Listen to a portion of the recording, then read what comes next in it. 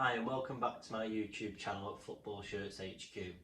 As last week I did the top 10 favourite City players. This week I'm going to do the 10 worst City players from City's bad past and tough times before the takeover, so I had a lot to choose from. So let's just get into the video. Just before we do, as I always say, can you just subscribe to my channel, like this video. We have a lot of people that do watch it and don't subscribe, so the more I get, the better. Going into the start at number 10 is Antoine Sibierski. I remember going to his first game, which was Charlton at home. He looked pretty good at the time for a really bad team. He played 107 games for us. I can't believe that he's played that many. He only scored 15 goals in that time as well. And for someone that was playing as an attacking midfielder to only score 15 goals, I think it's quite shocking, to be honest. It didn't look like he offered anything for the team either. He then went to play for Newcastle, Wigan and I think Norwich as well. Not really setting anything alight. Number 9, it's one of the most recent players on this list. It's Jack Rodwell. Signing for £12 million. He was supposed to be such a good up-and-coming player. In the most recent time, I think he's been getting played for nothing at Sheffield United. But while he was at City, he was there for 2 years and he only played 16 games. That's £750,000 a game that we paid for him. He was shocking. Number 8, and it's the Italian, it's Rolando Bianchi. Signed under Sven in 2007. He'd had a good start to his career in Italy, and when we signed him I thought he was going to be a good signing. He was young and he was scoring goals. As we quickly found out, he was rubbish. He didn't enjoy it in England at all. When he did go back to Italy, he did complain about the culture in England and the alcohol culture as well as the food. So it wasn't a surprise to see him leave just a year after signing for us. It was a massive 8.8 million wasted. Coming in at number 7, it's another Italian, it's Bernardo Corradi. He signed for City and in his first game he got sent off against Chelsea. Something that would happen again later on in his career at City. When he got sent off against United, he had a lot of issues playing for City, and he was later on replaced by Emile Mpenza, another one that slightly missed out on this list because he was also rubbish. Bernardo Corradi though couldn't finish his dinner and scored only 3 goals in his time at City, which I can imagine it's not a good rate with the amount of games that he played. We've got a Premier League winner next, and it's Stefan Savic at number 6.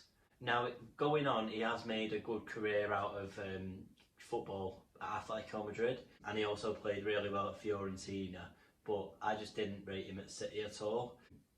I think that he couldn't keep up with the pace in the league, and I just think he looked shaky at the back for us. I never trusted him at all. He did only play 12 games, and there was probably a reason for that when he did go on and get sold to Fiorentina. But he has got more Premier League medals than Steven Gerrard, so I think he'll live with that. Now at number 5, we've got Ousmane Dabo, someone who is only remembered for getting beaten up by Joey Barton. He wasn't a very good midfielder either, suffering with a few injuries after being signed on a free. He had a good friendly in his first game against Lazio, and after that it just went downhill from there. Not a good time for him in his career. Number 4, and it's a big money signing at Roque Santa Cruz. We signed him on the back of some good form at Blackburn for £17.5 million. He was at City for 4 years. In that time, he only played 20 games for the Blues. Now, I'm not very good at maths, but I know that that doesn't work out for the price that we paid him. Absolutely shocking. Number 3, there must be a trend going on here because it's another striker that we paid far too much money for around the same time. Now, Joe coming in at number 3.